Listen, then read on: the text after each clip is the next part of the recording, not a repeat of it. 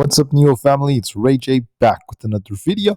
And in this one, I want to break down what's happening with NIO, Tesla, SPY, and the overall market. I was going to talk about why tomorrow's going to be a big day as we have more data coming out, not to mention soon-to-be President Trump to be ringing the bell for the New York Stock Exchange upon opens. So I'll be talking about all these things that are affecting the markets, what you should be watching for as the charts progress. But just know that I am not a financial planner, so take nothing I say as financial advice.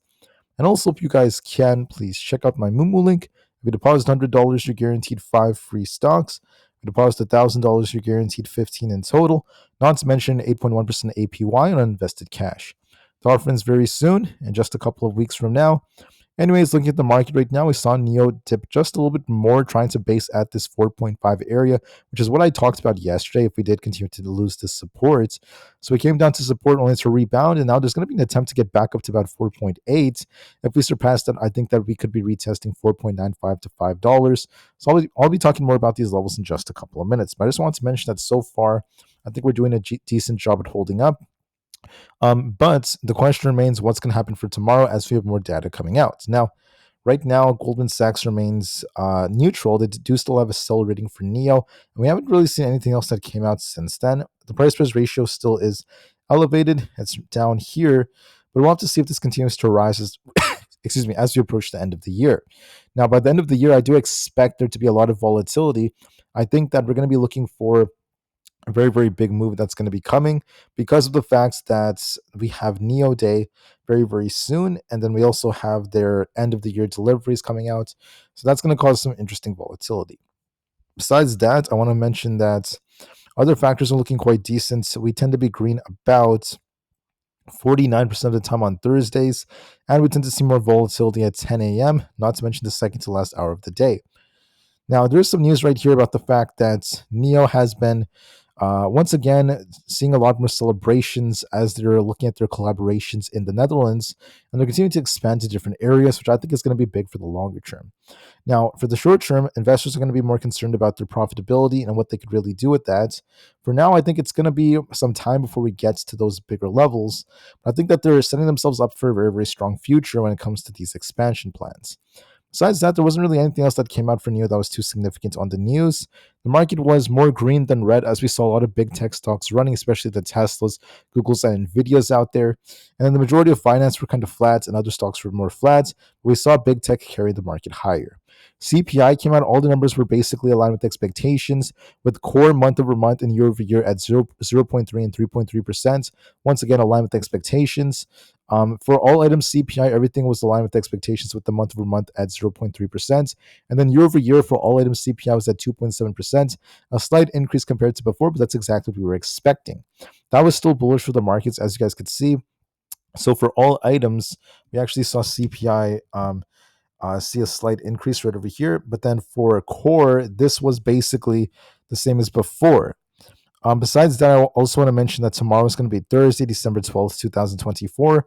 1 hour before the market opens, we have the PPI month over month and core PPI data coming out. I think on the core side, PPI is going to be aligned with expectations month over month and year over year. However, I think that for the all items PPI report, there's a possibility there could be a slight uptick. We are expecting that for PPI year over year. So we'll have to see how things go. There might be a slight uptick in the year-over-year PPI. We'll see how this affects the market. Besides that, we just have initial jobless claims. There's not really anything else that's too significant that's coming out. This is going to be the last major set of data that comes out for the week. So we'll see what happens. So look for some volatility an hour before the market opens because of the initial jobless claims coming out, some jobs numbers, not to mention PPI data. I think that core is going to be fine for PPI, but there might be a slight increase for all items just like CPI. For earnings, just know that we just had Adobe announce their earnings, and tomorrow we have Costco announcing their earnings. Adobe saw the share price fall about 8% in the post-market because of the fact that their fiscal 2025 outlook has missed estimates. Profit was at $1.68 billion or $3.79 a share for the 3 months ending on November 29th. Unfortunately, not the best of news, at least thus far, because adjusted EPS was at $4.81. That was a slight beat, but then the revenue is at $5.61 billion. That was also quite decent, but what wasn't too good is the fact that their guidance came a little bit short of what we were expecting. You guys can see that we have revenue to be expected between $4.95 to $5 per share, whereas we were expecting an adjusted earnings per share of about 4.95 per share. And then the revenue expectations were at around the 5.6 billion mark. We were expecting 5.7 billion. So revenue came a little bit short, unfortunately. And then for the fiscal year, I would say things are a little bit short as well when it comes to what we're expecting for both their EPS and everything else like that. So that is how things are looking, at least for now. Not the strongest of guidances. Right now, the fear and greed index is currently at neutral. It's getting closer to greed, so this still has potential. Momentum is at extreme greed. The put to call option ratio is at these extremes. Then we're also seeing the VIX continuing to fall. And last but not least, tomorrow we have President Trump. He is going to be once again giving us something very important. He's going to be ringing the New York Stock Exchange bell. That's very important. He's going to be doing this during open. So we'll see if this leads to a big move in the markets or not. If he gives some kind of speech beforehand or says something, it could help the market. So we'll see about that. But I just want to be very unbiased when I say that, because once again, the market's very optimistic about what's about to come. As far as NIO goes, 4.8 and $5 are nice targets. I think there's a good chance we try to push higher for those levels. And overall, I think we may continue this push as time goes on, as long as we break past 4.8. Now, Tesla's a monster. I want to call out Tesla right now because they're absolutely ripping. Once again, shooting past all-time highs. Tesla's running very nicely. As long as we don't lose that 420 mark and then eventually 404, we just continue to remain bullish. We broke the previous all-time high. I think we could be on our way for 430. If that breaks, I would not rule out the possibility of us getting closer to 440. We look very strong. We're at new all-time highs. I think Tesla's showing no signs of slowing, so it remains more bullish. As far as SPY goes, we've re-entered this chop zone, so be a little bit careful. There could be a small retracement back down to the 606.5 area, but then we'll see if we bounce or not, depending on the open. We came short of 609, but we could attempt to kind of dip a bit before it tries to bounce higher. And the trend still remains bullish on the 4 hours, so this typically signifies a dip and then a bounce as the most likely case. So overall, SPY has a lot more potential for a push. Look for a small dip and a continuation higher as time goes on. ES has the same thing going on, might dip a little bit back down to about 60.80, and we'll see if we bounce off that 60.74 to 60.80 before it tries to rebound for the 6,100 mark. For Nvda, we look bullish on the 4 hour. If we break past 140, we're looking for a push for 142. For Bitcoin, we're looking more bullish. We'll have to see if we surpass 102,000. If we lose support at 100,000, we could be dipping back down to 98,000, but I don't really think that's probable. I think the odds are favoring upside as well. For others out there, we have NQ looking very bullish, might cool off and retest 21,700, the previous high, before it tries to bounce again, but it might try to attempt to break 21,800. QQQ is at this resistance at 530.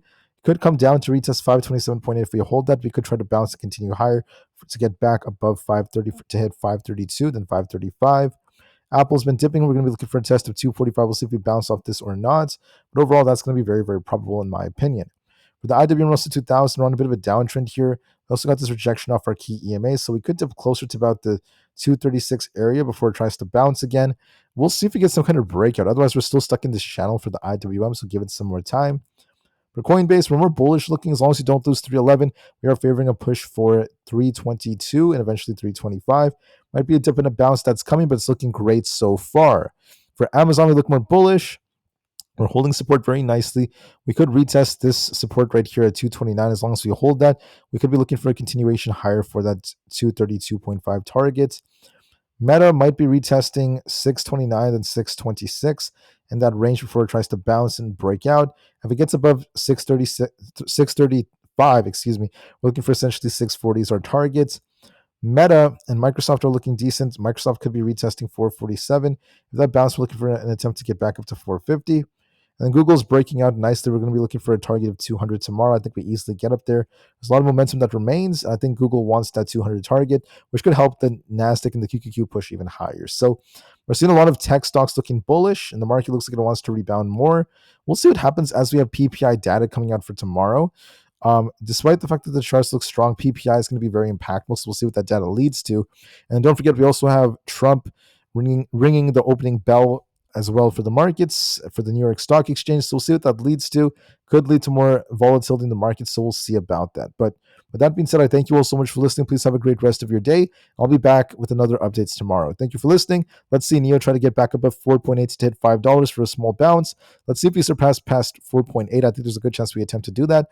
And as long as we don't lose 4.5, I do favor that this might try to bounce a bit.